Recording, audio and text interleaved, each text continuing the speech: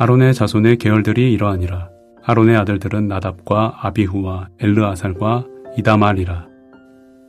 나답과 아비후가 그들의 아버지보다 먼저 죽고 그들에게 아들이 없으므로 엘르아살과 이다말이 제사장의 직분을 행하였더라.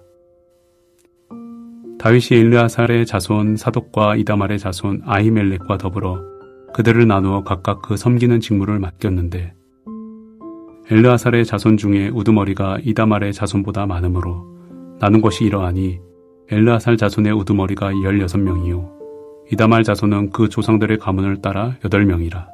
이에 제비 뽑아 피차에 차등이 없이 나누었으니 이는 성전의 일을 다스리는 자와 하나님의 일을 다스리는 자가 엘르아살의 자손 중에도 있고 이다말의 자손 중에도 있음이라.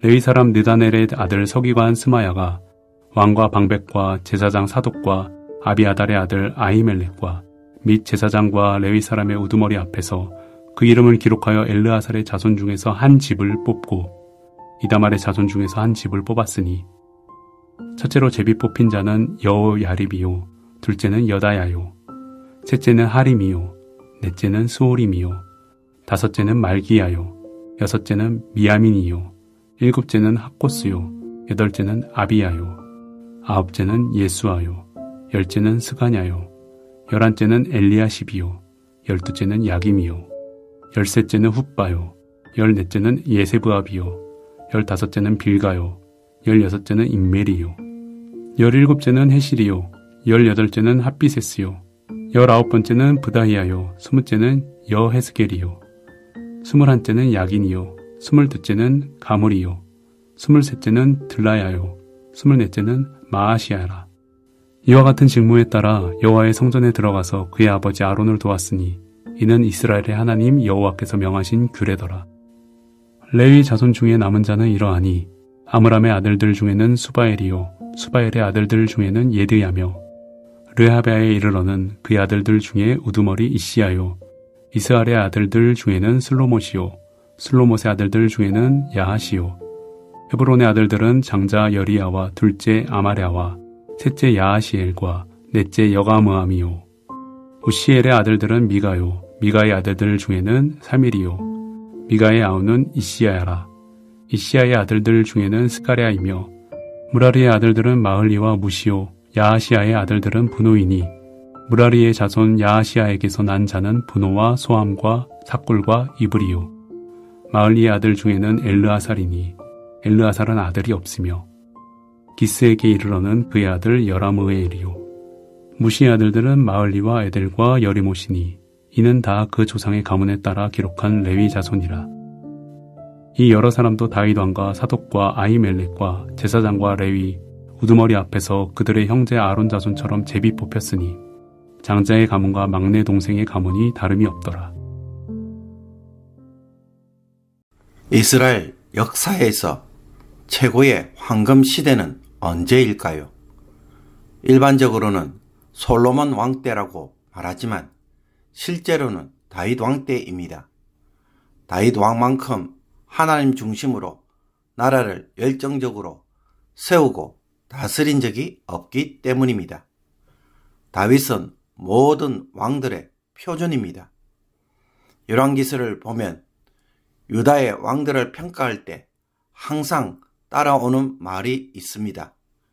그의 조상 다윗의 마음과 같지 아니하여 그의 조상 다윗같이 여호와 보시기에 그의 조상 다윗의 모든 행위와 같이 그의 조상 다윗의 모든 길로 행하고 다윗 왕처럼 했느냐 안 했느냐가 선한 왕인가 아닌가를 판단하는 기준인 것입니다. 이스라엘 왕들 가운데 다윗 왕만큼 하나님의 성전에 깊은 관심을 가진 왕이 있었을까요? 없었습니다. 포로기한 공동체가 다시 세워야 할 나라도 바로 다윗 시대와 같아야 했으며 그 중심에는 성전이 있었습니다. 어제 본문 23장을 보면 다윗이 나이가 많아 늙자 솔로몬을 왕으로 세우고 제일 먼저 성전을 위한 조직과 직무를 세우고 그런 후에 정치 제도를 정비합니다. 솔로몬이 성전을 건축하는데도 불구하고 다윗은 성전이 세워지게 되면 레위인들이 어떻게 하나님을 섬겨야 하는지를 미리 준비시켜 놓은 것입니다.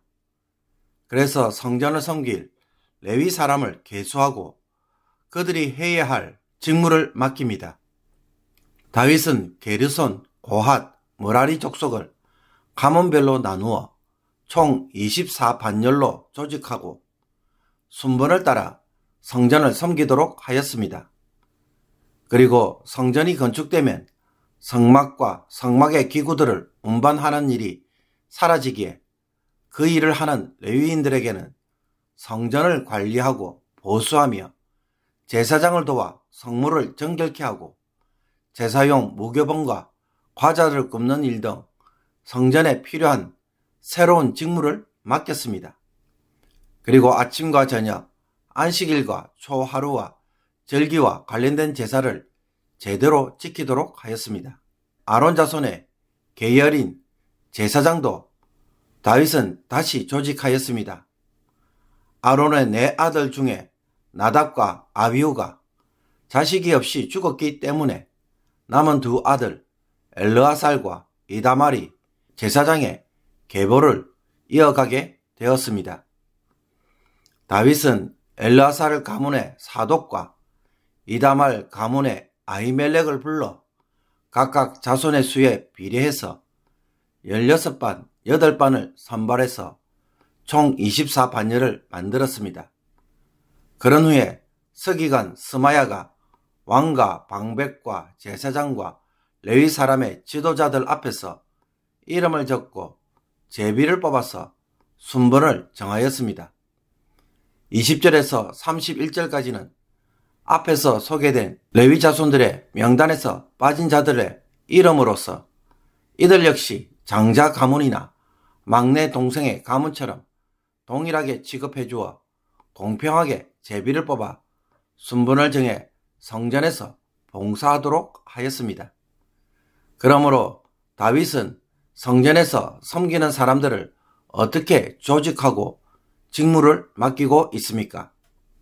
5절과 19절을 보면 제비를 뽑아 피차에 차등이 없이 나누었으며 그 직무에 대하여 규례대로 섬기도록 조직하였습니다. 성막이 광야에서 이동할 때 주어진 레위인들의 직무는 이제 성전이 세워지게 될 때 직무가 달라질 수밖에 없습니다. 그리고 가나안에 정착하여 레위인들의 수가 많아지게 되면 전부가 한꺼번에 성막이나 성전에서 봉사를 할 수가 없습니다. 따라서 새로운 조직과 직무가 필요하게 된 것입니다. 다윗은 이런 변화에 적합한 성전 봉사와 직무를 재조직하고 재구성할 필요가 있었습니다. 그 기준은 차등이 없이 규례대로 할 수 있도록 조직한 것입니다. 그러므로 하나님을 섬기는 일에 있어 다윗이 지금 사용하고 있는 지혜는 무엇입니까? 기본적으로 공평하게 나누는 것이었습니다. 모든 사람들이 골고루 섬기도록, 그래서 불만을 가지지 않도록 하였습니다. 그러면서도 다윗은 순번을 정할 때는 제비를 뽑아 순번을 정하였고 직무에 대해서는 규례대로 행하였습니다. 즉 하나님이 결정하셔야 할 부분이 있다면 하나님의 개입을 반영하였고 하나님이 정하신 것은 어기지 않고 말씀대로 행하도록 하는 모습을 보여주고 있습니다. 공평과 제비와 규례, 이 세 가지 방법을 통해 다윗은 제사장과 레위 사람들이 성전에서 질서 있게 섬기도록 한 것입니다. 성경은 여기에 대하여 선지자들에게 일일이 묻고 그래서 하나님이 하신 말씀을 따라 하지 않았다고 책망하고 있지 않습니다. 다윗은 하나님의 성전이 세워지면 율법에 따라 하나님을 섬기도록 세워진 레위인들이 어떻게 하면 제대로 섬길지 고민하였고 하나님의 방법으로 지혜를 발휘하여 조직하고 있음을 보여줍니다. 하나님은 우리가 하나님을 전심으로 사랑하고 그 말씀대로 지키기 위해 고민하며 결정하였다면 여기에 대하여 책망하지 않으시며 그와 같은 열심과 지혜로 섬긴 것을 선하게 여기시는 것을 우리가 알 수 있습니다. 그러므로 우리가 세상에서 살아갈 때에 신앙적으로 살아간다는 것은 무엇을 뜻합니까? 다윗처럼 기본적으로는 공평하게 혹은 공의롭게 행동하는 것입니다.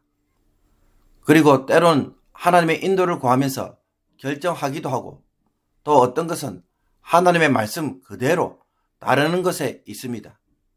이 세 가지 모두는 일에 대한 하나님의 보편적인 뜻을 반영하고 있습니다.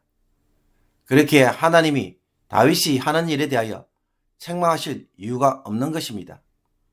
우리가 가정이나 일터에서 어떤 일을 결정하거나 행동할 때 이와 같은 하나님의 기준으로 판단하고 결정하고 있습니까? 아니면 단지 나의 이익 때문에, 성공 때문에 그 기준으로만 결정하고 있는 것은 아닙니까? 오늘 내가 결정해야 할 중요한 일들이 있다면 나는 무엇을 기준으로 삼고 결정하고 있는지 한번 되돌아보기를 원합니다. 하나님의 이런 보편적인 뜻을 반영해서 정직하고 공의로우며 다른 사람들의 이익도 고려하고 하나님의 말씀에 어긋난 것은 없는지 하나님의 인도를 구한 후에 결정하였는지 살펴보기를 원합니다. 그래서 우리의 선택이 이와 같이 하나님의 뜻을 반영한 것이 되기를 원합니다. 다윗에게는 이것이 하나님을 사랑하는 마음이었고 이 마음을 하나님은 기뻐하셨습니다. 다윗의 이런 모습이 바벨론에서 포로로 돌아온 귀한 백성들이 품어야 할 마음이었습니다. 그냥 대충 사는 것이 아니었습니다. 그러므로 오늘 우리의 삶도 다윗처럼 공평과 제비와 규례라는 기준들이 있는지 그것을 적용하며 살아가는 복된 하루가 되기를 주님의 이름으로 축복합니다. 기도드리겠습니다. 하나님 아버지, 세상을 대충 살고 결국에는 나의 이기심에 따라 결정하고 만 일들이 되지 않게 하여 주옵소서. 다윗처럼 하나님을 기쁘시게 하기 위해 공평과 제비와 규례를 따라 고민하며 결정하게 하여 주셔서 내 욕심대로 이루는 일이 되지 않게 하옵소서. 자신은 성전을 건축하지 못하여도 성전이 세워지면 무엇이 필요한지를 알고 모든 것을 준비한 다윗의 마음처럼 저희들도 항상 하나님이 원하시는 것이 무엇인지를 알고 준비해가는 삶이 되게 하여 주옵소서. 하나님을 사랑하는 자들이 하나님의 기뻐하시는 일들을 행함으로써 우리의 소원이 하나님의 뜻을 이루는 귀한 성도들이 되게 하여 주시옵소서. 예수 그리스도의 이름으로 기도하옵나이다. 아멘.